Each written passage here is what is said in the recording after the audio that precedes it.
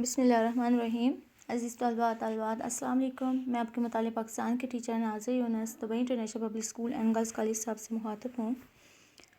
بچوں، آج کا ہمارا ٹاپک ہے نظریہ پاکستان کا ارتقاء۔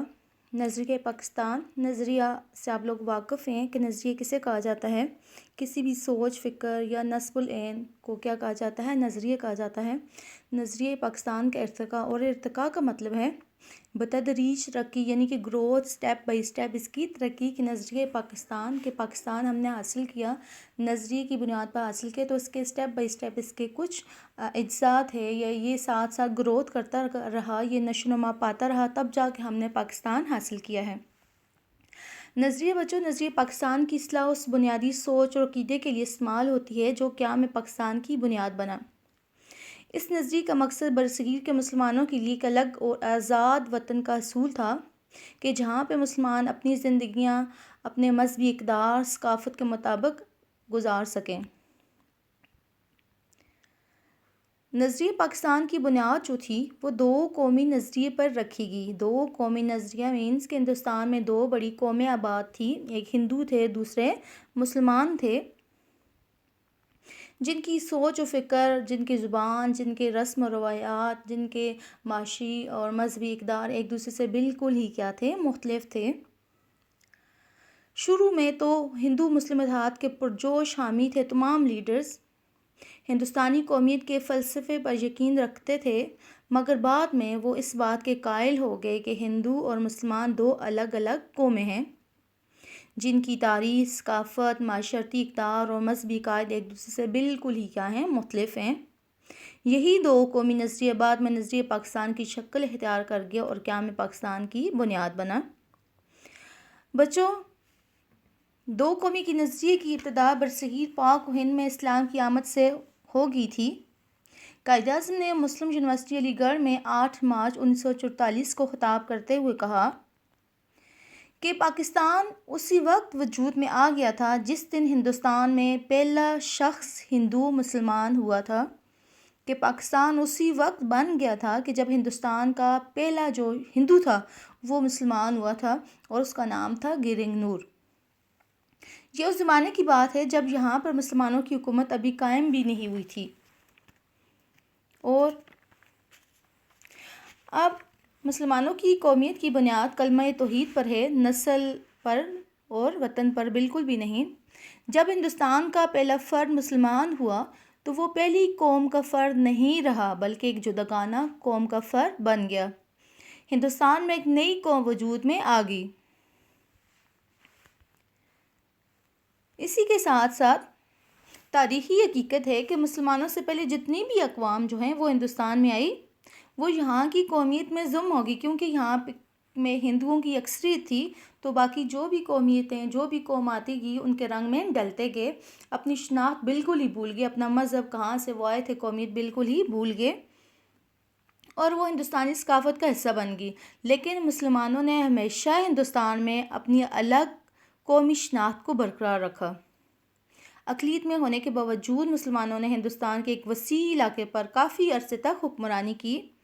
یہاں کی سیاست میں بھی ان کا اہم اور بنیادی کردار ہے۔ 18ویں صدی عیسوی میں ہندوستان میں مسلمانوں کے اقتدار کا زوال شروع ہو جاتا ہے۔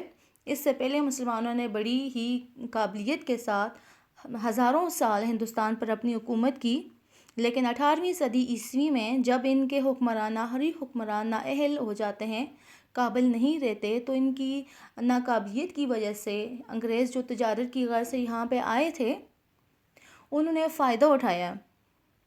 ہمارے جو آخری مغل حکمران تھے ان کے جانشین نااہل تھے، نااہل ہونے کی وجہ سے وہ حکومت نہیں سنبھال سکے، تو حکومت چھوٹی چھوٹی ریاستوں میں تقسیم ہونے لگ گئی، لڑائیاں جھگڑے ہونے لگے، تو انگریزوں نے اس سے فائدہ اٹھایا۔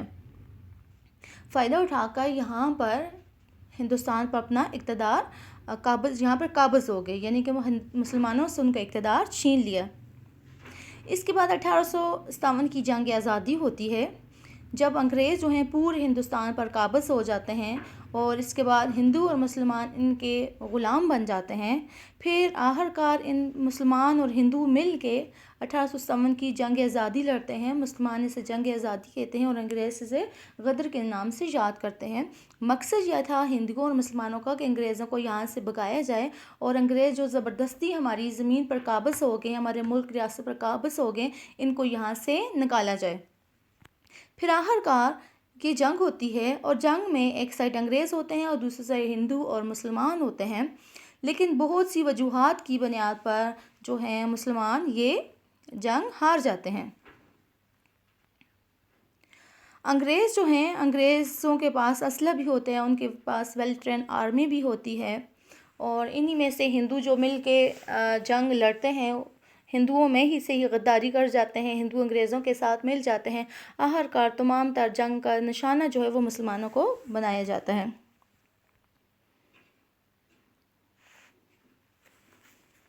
مسلمانوں نے اپنے دور اقتدار میں ہندوؤں کے ساتھ رواداری و انصاف کا برتاؤ کیا۔ مسلمان حکمرانوں نے کبھی بھی ہندوؤں کو زبردستی مذہب تبدیل کرنے پر مجبور نہیں کیا۔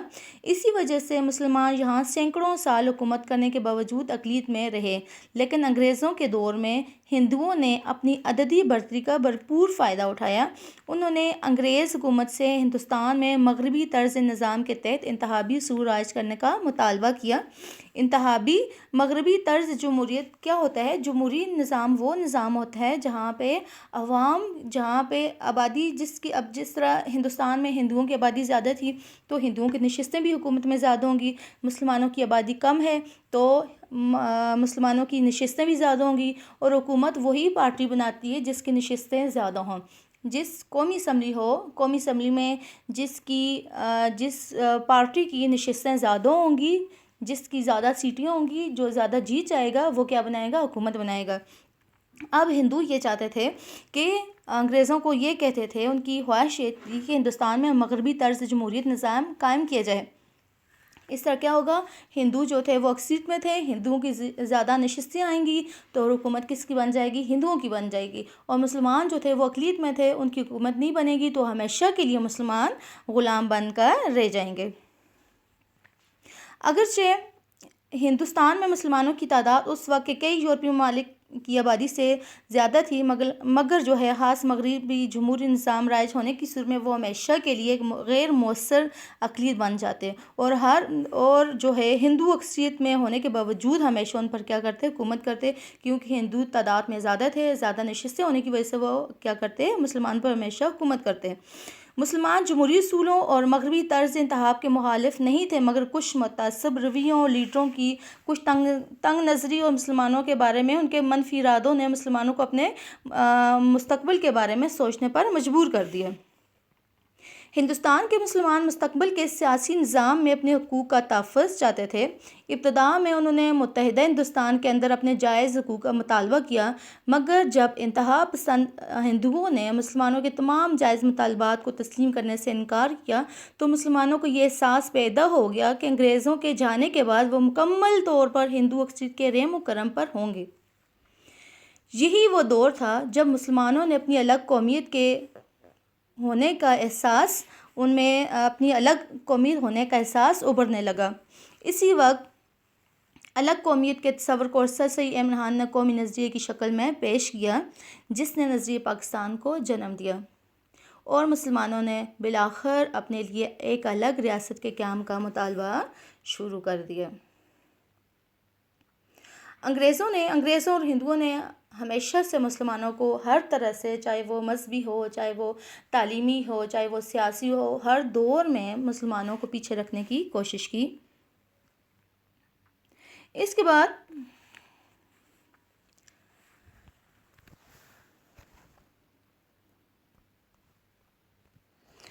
بعد بچوں، علامہ اقبال نے بھی، پہلے تو علامہ اقبال قائد اعظم اس بات کے حامی نہیں تھے کہ مسلمان جو ہیں وہ ایک الگ قومیت ہیں یا الگ قوم بن جائیں۔ ان کی یہی کوشش تھی کہ تمام مسلمان، ہندو اور مسلمان جس طرح صدیوں سے رہ رہے ہیں، ابھی بھی اپنی زندگیاں اسی طریقے سے گزار سکیں اور ان میں جو بھی مسئلے مسائل ہیں ان کو ختم کیا جا سکے۔ لیکن 20ویں صدی کے آغاز میں ہندو اکثریت نے جو مسلم دشمن پالیسیاں اپنائی تو ہندوستانی مسلمانوں میں یہ احساس بڑی شدت سے سرایت کرنے لگا کہ ان کی جداگانہ حیثیت ہر صورت میں محفوظ نہیں ہے۔ مسلمانان برصغیر نے اپنی قومی اور ملی تشخص کو بچانے کے لیے جو انداز اپنائے۔ اچھا بچوں، تو ہم دیکھ رہے تھے کہ 1930 میں خطبہ الہ آباد۔ 20ویں صدی کے آغاز میں ہندو اکثریت نے جو مسلم دشمن پالیسیاں اپنائی تو ہندوستانی مسلمانوں میں یہ احساس بڑی شدت سے سرایت کرنے لگا کہ ان کی جداگانہ حیثیت ہر صورت میں محفوظ ہونی چاہیے، رہنی چاہیے۔ مسلمانان برصغیر نے اپنی قومی تشخص اور ملی تشخص کے بچاؤ کے لیے جو بھی انداز اپنائے وہ ان کے لیے بہتر تھے۔ 20ویں صدی کے آغاز میں سر سلطان محمد آغا خان، قائد اعظم محمد علی جناح، مولانا محمد علی جوہر اور دیگر مسلم رہنماؤں نے بھی ہندو مسلم اتحاد کے ذریعے مسلمانوں کی بہتری تلاش کی، لیکن انہیں بھی سر سید امن کی طرح ناکامی ہوئی۔ ہندوؤں کے ہٹ درمی کے رویے نے ان رہنماؤں کو بھی اپنی راہ لینے پر مجبور کر دیا۔ ان حالات سے علامہ اقبال بھی متاثر ہوئے۔ انہوں نے اپنے طور پر مسلم لیگ کا سالانہ اجلاس منعقد کیا۔ دسمبر 1930 میں الہ آباد کے مقام پر انڈیا میں خطبہ صدارت میں مسلمانوں کے مستقبل کے سیاسی حل کے طور پر ایک نئی منزل اور نئے حل کی نشاندہی کی۔ یہ حل برصغیر میں جداگانہ مسلم مملکت کا تصور تھا۔ اسی بنا پر مصور پاکستان بھی کہلائے، کیونکہ علامہ اقبال نے نہایت واضح انداز میں مسلم لیگ کے سیاسی پلیٹ فارم سے یہ مطالبہ پیش کیا اور مسلمانوں نے ذہنی طور پر اسے قبول کر لیا۔ 29 دسمبر 1930 کو مسلم لیگ کا سالانہ اجلاس الہ آباد میں منعقد ہوا۔ اس وقت تک قائد اعظم محمد علی جناح لندن میں مقیم تھے۔ دیگر مسلم رہنماؤں نے بھی لندن میں گول میز کانفرنس میں شرکت کی۔ اس لیے لیگ کے سالانہ اجلاس کی صدارت کے لیے علامہ اقبال سے درخواست کی گئی، جو انہوں نے قبول کی۔ علامہ اقبال نے اپنے خطبہ صدارت میں مسلمانوں کی جداگانہ ریاست کا باضابطہ مطالبہ کر دیا۔ یہ مسلم لیگ کی تاریخ میں پہلا موقع تھا جب یہ مطالبہ باقاعدگی اور تفصیل کے ساتھ حکومت کو پیش کیا گیا۔ آپ نے کہا، میری خواہش ہے کہ پنجاب، شمال مغربی سرحدی صوبہ سندھ اور بلوچستان کو ملا کر ایک الگ ریاست قائم کی جائے، مسلم ریاست قائم کی جائے۔ مجھے ایسا نظر آتا ہے کہ کم از کم ہندوستان کے شمال مغرب میں متحدہ مسلم ریاست کا قائم ہونا آخرکار مسلمانوں کی قسمت بن کر رہے گا۔ اس لیے ہندوستان، مسلمان اور اسلام کی بھلائی اور بہتری کے لیے متحدہ ریاست کا مطالبہ کر رہا ہوں۔ کہ علامہ اقبال نے کہا کہ مجھے لگتا ہے کہ یہاں پر مسلم جو ہے وہ ریاست بن کر رہے گی۔ نظریہ قیام پاکستان سے پہلے نظریہ پاکستان کا بنیادی مقصد کیا تھا؟